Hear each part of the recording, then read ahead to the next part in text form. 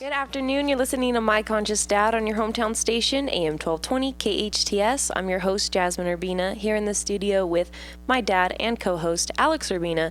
And today, our topic is called You Can't Win an Argument. And if you are like me, you probably thought, what? Yes, you can. And why do you think that is? Why do you think somebody would come to the conclusion that you can't win an argument? Actually, and I got that from Dale Carnegie, How to Win Friends and Influence People. It's actually a strategy that he came up with to help you master your relationship. So why do you think that's a title in his book, and why do you think people really embrace that? Well, I think if you're in an argument and you think you've won, you probably haven't, because the other person has either a negative experience of you, kind of a nasty taste in their mouth, and right there you've already lost. In business, friendship, relationships, you're done. Yeah, that's exactly it. If you think you've won an argument, you've actually lost, because in an argument you're really fighting to be what? Right. Yeah, you want to be right about the way that you see it. And in an argument, it's usually we're looking for a win-lose, meaning the way that I see it, my opinion is right, and therefore if I'm right, then you are wrong. And it doesn't have to be like that. You can actually engage in intelligent conversations where you learn to let other people have their opinion, and you have your opinion. At the end of the night, you can hug each other and walk out of there holding hands and skipping and off on your merry way in creating extraordinary relationships. Where you can't create extraordinary relationships is when you see it one way and that's the only way you see it, and then you defend it inside of an argument. Yeah, I'm probably in my family most notoriously known for arguing and wanting to be right. As am I. I think we're kind of cut from the same cloth. Yeah, so I can already tell but I can already see myself having a few breakthroughs from this episode, and hoping that people who are either listening online or driving kind of open their mind to the idea that you're not always right, because that's how you win, and not just arguments, but that's how you win in life and in relationships and friendships, and especially in business. Here's even a better question. It's not really accepting that you're not always right, but being open to the possibility that the way that you see it is just the way that you see it, and that other people don't see it your way, and we're not supposed to. God gave us all the ability to perceive and interpret and create our own reality through our perceptions, or creating our own point of view from our own paradigm. And so the way that you see the world, and the way that you experience the world, and the way that you give it meaning and create your own reality is unique. And the way that you see it is not exactly the way that I see it, and it's never going to be exactly right on. But when they talk about hanging around like-minded people, we can see it in the same ballpark. And I always say this a lot of times to my clients, and I'll say, you might be able to see it and perceive it like you're in Dodger Stadium. But if your husband or your wife sees it like they're at Candlestick Park, you guys aren't even in the same ballpark.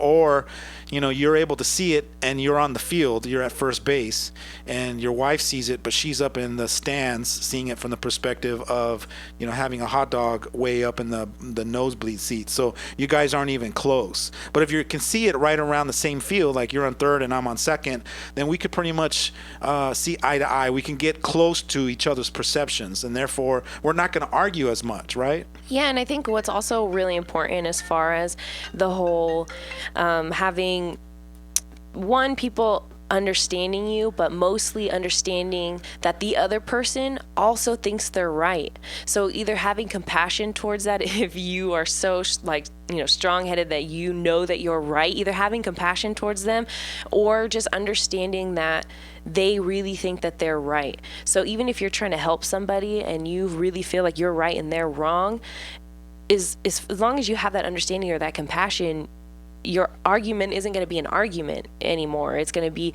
maybe a nice civil conversation. And I agree with you. I think that compassion is a starting point as a way of being. You have to first shift into being compassionate, that's what they're doing, is that they're fighting to be right about the way they see it. And so there's some tips that we can give and discover and unfold and learn about how to not really ever engage into an argument, how to never be in one or to create one. So let's talk about this for a minute. How can you never get into an argument? What do you think are some of the things that would be starting points? And obviously one of them is the way of being compassionate, that they're trying to be right about this. Yeah, I would also say a way of being open, so that way you are open to other people's opinions and their perspective and whatever it is they're fighting to be right about. Awesome. So be open to the possibility that the way they see it is just the way they see it. Or that the way they see it could be a solution, or it could be a different way, or a different answer, or it could be right, or a different version of right. For me, I think that when I really look and focus on how can I never get into an argument, the first thing that comes to my mind is never make somebody wrong. And as a life coach, my job really is to dance around and not making people wrong. Because if I don't make people wrong, or I am not implying or showing up to them as though I'm implying that they're wrong, then I can stay engaged in the conversation a little bit longer. There's now a good possibility that I can have them see something different. But as the minute that they tag me, or I get tagged as I'm making them wrong, I've already lost the possibility to actually have a breakthrough for them. So I think the first thing is not to make them wrong, or at least not to appear though that you're making them wrong. And how do you think, what do you think are some of the things that we can do on our end, from our perspective as being responsible for the relationship, where we fall in line with that? Well, I think first, kind of that basic idea, putting yourself in their shoes. Nobody wants to be told they're wrong, especially me, or especially you. You want to always be right, or have somebody who's conscious enough to tell you that there's other possibilities without necessarily saying, no, you're wrong, this is how you do it. So I think coming from a conscious and compassionate place, it would be pretty simple, or the idea is simple, to tell somebody, I could see how you see it that way, but this is how I see it, or this is my idea. Do you think maybe we could do it like this? Or it's something that doesn't say you're wrong, I'm right, that says that's a good idea, but I have a good idea. Can you consider it? Awesome. I like that. I usually start teaching people like a neutral area. Like, let's go back to let's relearn this again. Let's learn how to let people have their own opinion. And so what I do is, and a lot of times in my transformational trainings, I'll have some exercises like this. And one of them is very common, and it's to let the other person give their opinion. And then your job is to listen to the opinion and repeat this response. So if you're listening right now and you want to learn how to not get into an argument, you want to really write this down or memorize this. And the response is, that's interesting. Now, when you say, that's interesting is just a neutral response. Right, it's not good or bad. That's right, it's just interesting. So first you would say, that's interesting. I never thought about it like that. I never thought about it like that is just letting them know you've never considered it. Or, that's interesting. I've never thought about it like that. Or, now I can see how you see it. So you're now learning how to explain to them that the way they see it is the way they see it, and you're validating it. You're not discrediting it. You're validating that, that's an interesting way to see that. I never considered it, or I never saw it like that. What do you think of when I respond to you when you're really heated and you're excited and you want to land the message that this is the right way, and I respond like, that's interesting. I never considered that before. Usually when I'm in an argument, I'm not actually listening to what the other person's saying. I'm thinking of what I'm gonna say next. So I think if I heard that, it would throw me off, or I wouldn't even catch it, and I would just keep going with my argument, which already sets me up to lose, because I'm not even, that person now knows that I don't care about what they think. Wow, that's pretty insightful, because what you're doing is you're outing yourself and saying, I'm so committed to being right that I'm not even listening. I'm not even present in listening to what you're saying, that you're actually acknowledging that what I'm saying has some validity. You're just so wired, and you're just so on tilt, and you're so stubborn that all you want to do is keep fighting and keep arguing. And to be honest with you, a lot of my clients, when I work with them, especially couples, I'll actually give them that feedback, and I'll say, it almost sounds, Christina or Tom, it almost sounds like you're more committed to being right than to being heard, or you're more committed to being right than actually finding a solution. And I don't know if you know this or not, but some of my shows in that we've chronicalized from the past about interpersonal addictions. One of the interpersonal addictions is being right. And we can have an addiction to being right, and it could be sabotaging our relationship, and we cannot even realize that that's what's going on. Yeah, and the way I would probably describe it is, if you've ever been in an argument, had a fight, felt like you were right, you were the one that put the other person down, went back into your room, you were alone, and you did not feel like you won. You feel bad. You don't feel good. You don't feel like you're on top of a mountain. You feel like you're in a hole. That's because of that interpersonal addiction to being right. You really know that being right wasn't worth it, almost, but you don't want to admit it. Or at least, if I'm going to say this in the I perspective, because I've had that feeling before, where I've been sitting there and I know that I may have messed up, and I know that I got so caught up in my commitment to being right that after a while I wasn't even fighting to be for that cause. I was just wanting to be right. Yeah, and a lot of times in an argument, the other person will be validating their point or their opinion, and they'll be like a pit bull on some raw meat, and they'll just be locked on it. And the other person will be listening, and they don't even have to be neutral. They can just flat out be wrong and say, you know what, you're right, I was wrong. And the person won't even hear them. They'll just be so committed, and like you said, in their mind thinking about what's the next sword they're going to pull out, what's the next tool they're going to pull out of their belt to combat. They got their arsenal already fully loaded, that they're looking in their bag of tricks to find out what am I going to pull next to prove to you that I'm right. And they're not even listening to the other person who's validating, you're right, I made a mistake. And a lot of times people are so conditioned to continue to argue, and that's to them, and this is what's crazy.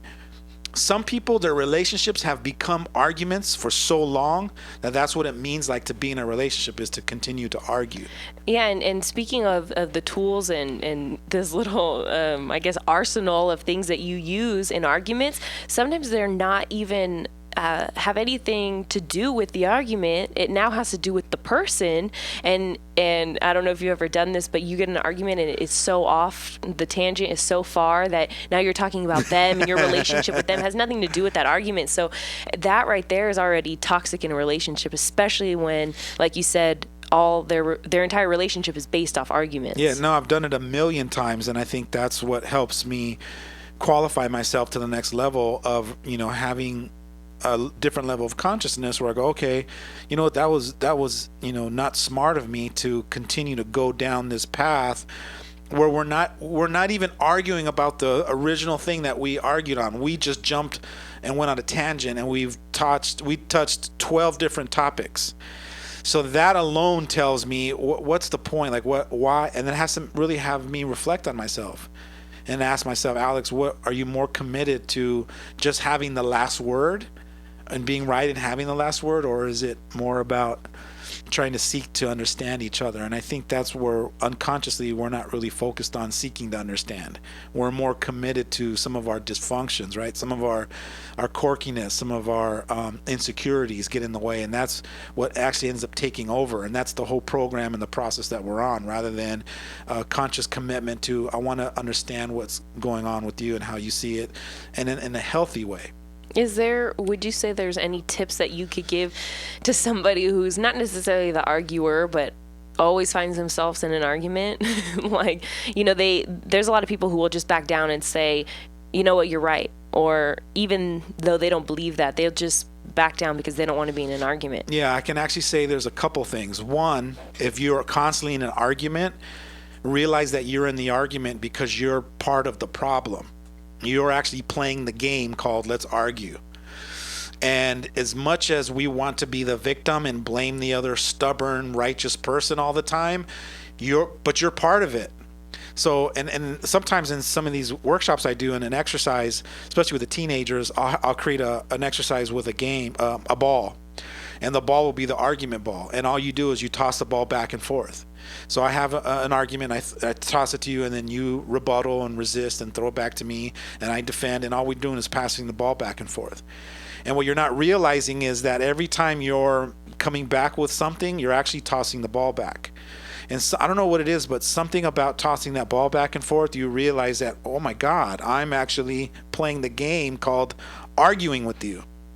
And if I decided to put the ball down and stop coming back with some defensive or an opinion to make you wrong or for me to be right, then the game actually stops. You actually can be proactive and realize, I don't want to be a part of this anymore. And then there's some powerful ways that I can teach you of how not to keep engaging in that process. But I think the consciousness is the first step. You realizing that you're part of the problem. That's the first step. Is saying, wait a minute, maybe if I'm constantly in arguments with a lot of different people, maybe the common denominator in all those arguments is not the other person. Maybe it's me. Maybe I keep showing up in all of those arguments. One of my best friends said this to me, and it was hysterical. He was actually said it in a training room, and when I heard it, I was like, I want to use that one. And he said to this group of people, he goes, have you ever realized that in all of your broken relationships, you're always there? And I just thought to myself, I had a visual of like everybody that I'm mad at or everyone that I get in arguments. Guess who's always in each one of those? You. I am. I'm the common denominator in all of my arguments. So there's something twisted or skewed in my perception in the way that I show up in relationships, that I'm always getting myself into arguments. And that's a tough pill to swallow, I think, for a lot of people.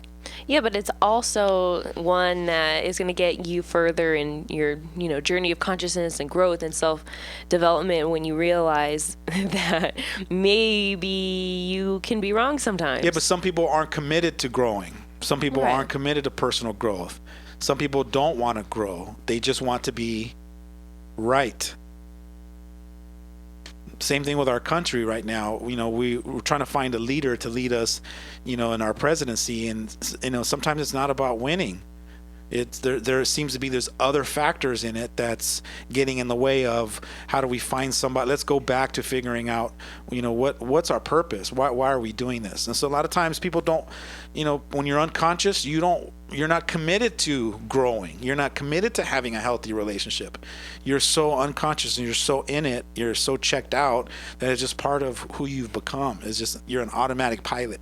And it's just, you've been doing it for so long, you don't realize that there's a different way. And it takes a really tough glance to look at yourself and go, wow, maybe there is a better way. And if I do want to find that better way, I got to make a commitment to it. And a lot of people aren't commitment driven. People don't like commitments. They want the easy way out. They want to fix my husband. He's the one that has this skewed perspective. Fix my wife. She's the one that's always arguing with me. And more commonly, here, fix my kid. That's what I get most of the time is parents come to me going, here, fix my kid. I want you to do some life coaching with him and help him. And a lot of times, that's not the case. 98% of the time, there's nothing wrong with your kid. There's something that is missing from within your context and your way of being and your perspective. There's some stuff that you need to work on. And as soon as you work on that, your kid will start to turn around. They'll start to shift. And that's a very daunting task for parents to wrap their mind around, is that the minute you start to change, the minute you start to grow and evolve, you'll see your kids start to respond. And that's not the easy pill that people want. People want the magical dust that they think I have, and I don't. Sorry. So don't bring me your kids saying, please fix my kids. What I want you to do is bring a commitment saying, hey, me and my husband want to work on ourselves. We want to figure out how to develop ourselves in a way that our kids respond naturally and that we learn how to empower and inspire our kids to do some great things in their life. That gets me excited. That's the kind of coach I am.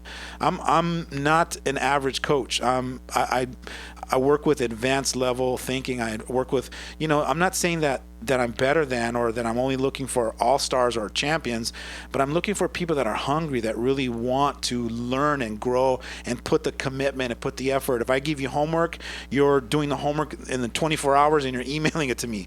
You're not showing up your next session going, yeah, I didn't get a chance to do my homework, because there's going to be a pivotal point there where I'm saying, you know what, maybe I'm not the right coach for you. But it just boils down to having people look at how committed am I to have my relationships be extraordinary. And if you are, it starts with me. And I think as far as not getting in arguments, I think one of the things that would be really cool to be committed to is being committed to not go into reaction. And that's like how most arguments start, because I tell you to do the dishes and then you automatically react with, you always want me to do the dishes, instead of taking a second to not react and think about what you want to say first. And I think so much of us are on autopilot that we just react to everything, good or bad. And that's the unconscious part. We're so unconscious that we are in reactive mode. We are on autopilot. But when you become conscious, you really take that in, that request, and you see it as a request. A lot of us don't see it as a request. How do we see it? Like, I'm telling you to do it. A demand. Yeah. Hey, I need you to do this. We don't hear it as oh, you need help right now? Okay, I'll jump in and help you out. We don't hear it like that. We hear it as, well, this isn't fair, and you haven't asked my brother, or you haven't asked my sister, or you haven't, why am I the, and then you start bringing all your baggage to that request, and then you go into resistance to it, instead of hearing it because you have an opportunity and a choice to hear it a different way. And a lot of times we don't do that. And we'll talk more about that when we come back from the break. All right, stay tuned for more of My Conscious Dad right here on your hometown station, AM 1220 KHTS.